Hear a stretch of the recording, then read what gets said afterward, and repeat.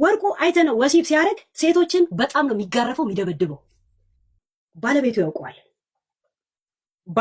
ያውቀዋል።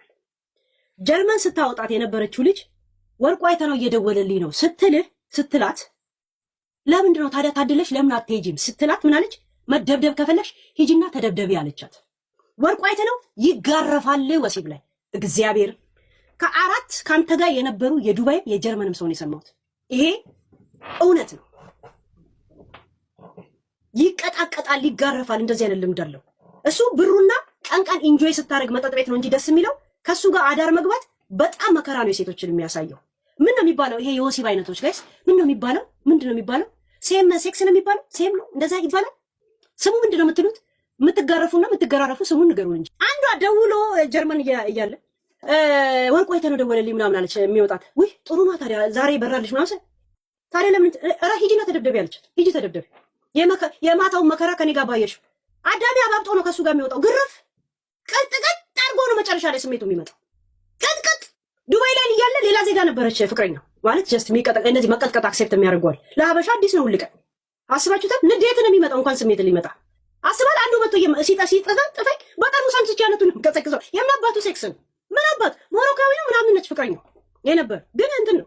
አንድ ነገር ልንገራችሁ፣ እኔ የተባለኝን ነገር ነው የተናገርኩት። ያን ነገር 5 ሰዎች የጻፋችሁልኝ አለ ልጄን ነው የምላችሁ ኢንሳይደሮች እንዳለ ሳራ ስላለችው እንጂ ይሄ ነገር የእውነት 100% ነው ብሎ 10ሩም ኢንሳይደሮቼ ከዱባይም ከምን የነገሩኝ ነገር ግን እሷ ያለችው ነገር ከሷ አንደበትና በእንት መቀመጡ ነው እንጂ ሳራን ሊወቅሱ የመጡ ሰዎች ናቸው ይሄን ነገር የሚጽፉልኝ 100% ይላል። እና የመደባደብ የመጠፍጠፍ ከሱ ጋር የተገናኛችሁ ሴቶች ራሳችሁን አስቡ። ውሸቴን ነው። ይሄ እኮ ኖርማል ነው እኮ። አሁን እኮ እናንተ እኮ ድንበራችን ተደፈረውላት ትላላችሁ። ይሄ የራሱ ባህሪው ነው። ምንድነው? ሄለን ለፍላፊ ናት። ይሄ ባህሪ ነው። ዛሴት ሄለን ከአንድ ሰው ጋር ተቀጣጥራ ወሲብ ከምታደርግ ወሬ ማውራት ይቀናታል። ይሄ የኔ ባህሪ። ይሄ ስድብ እኮ አይደል። ዛሴት እኔ አልፈልግም። እመቷ ወርቁ አይተነው እየቀጠቀጥኩ ሲብልን ንዴቴን ተነስቶ እዛው ጠርሙስ አናቱ ላይ ሊሰብሩላት ይችላል። እንኳን ስሜቴ ሊመጣ የማይበርድ ንዴቴ ነው የሚመጣው። ምን አይነት የወሲብ ጋይስ፣ ምን አይነት ሆረር ነው ፊልም ጋይስ። ግን ህዝቡ ግን ተኝቶ ያድርም። እኔ ለካ እያወራሁ ማድረግ ውይ ከዛም ስም ይሰጡታል፣ ለወሲቡ ስም ይሰጡታል። ፖርኖግራፊ፣ ቡርኖግራፊ፣ ጅኒ ግራፊ ምናምን ብለው ስም ይሰጡታል። ይቆሽኝ ምን ያደርጉታል ጋይስ። ያውለት ያ ሳራ አላበሻ በአሁን ታይም ላይ ከወርቁ አይተነው ጋር ምንም አይነት ጓደኝነት እንደሌላት፣ ምንም አይነት የስራ ሽርክ እንደሌላት ለመደበቅ እየተማማተች ያለችበት ሰዓት ነው። ባይዘው ልክ ያኔ ከወያኔ ጋር ስሰራና እንዳለ የደብረ ጽዮንን ንብረት ወደ ራሷ አዙራ ባልሰማ ባላየ ትግራይ እንኳን እንዳትባል ሀዳስ የሚለውን ስሟ በነገራችን ላይ ሳራ የሚለውን ስሟ በስነ ስርዓት አሳውጃን የቀየረችው ታውቃላችሁ። ሳራ የምትባለው እህቷ እዛው ነች እኮ ያለችው፣ እዛው ነው ያለችው። ፀጉር ቤት አትወዳትም፣ ባይዘው አትወዳትም። ሳራ ፀጉር ቤት አለ ዱባይ። ልጅቷ እዚሁ እያለች ሳራ ብላ ሀዳስን ቀየረችው። ልክ ወያኔ ሲወርድ ማለት ነው። እራሳችሁን ታውቃላችሁ። ወርቁ አይተነውም ትሰማለህ።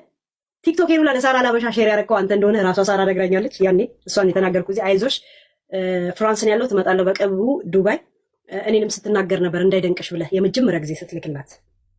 ወርቁ አንተ ራስን ታውቃለህ። እኔ ግን ከኢንሳይደር ሳይሆን በውስጥ አሁን እያናገራችሁኝ ያላችሁ ሰዎች እየጨነቀ የሆነ ግራ እየገባኝ ያለው ነገር የወርቁ አይተነውን ቮይስ እንድልክ በቀጥታ በአካውንትሽ ብር እናስገባ ብላችሁ 5 ሰዎች መታችኋል። ራሱ ወርቁ አይተነው ነህ ወይስ ለምንድን ነው ወርቁ አይተነው? አንተ ኮንክ ድምፅ አሰማኝ። ለምን የተለያየ ሰው 5 ሰው መጣብኝ እኔ ጋር? የእውነት 5 ሰው ለምን መጣ? አንድ ሰው አይደለም የመጣው። እኛ በቀጥታ እናንተ መሆናችሁን እንዴት አውቃለሁ? ስፈልጊ ቀጥታ በባንክ ስፈልጊ በእንትን ስማችን ድብቅ አይደለም አሉ። 5 ሰው ለምን ሆነ? ግራ ይገባኝ። 5 ኒክ ሆነብኝ።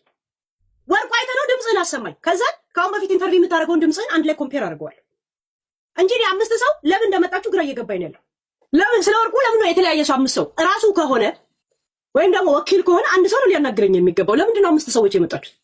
ግን እንድታውቁት ብቻ 5 የተለያየ ኒኮች በወርቁ ጉዳይ ላይ ኦዲዮውን ስጭን ከፈለግሽ በፔፐር ስፈልጊ በእንትን እናስገባልሽ አሉ።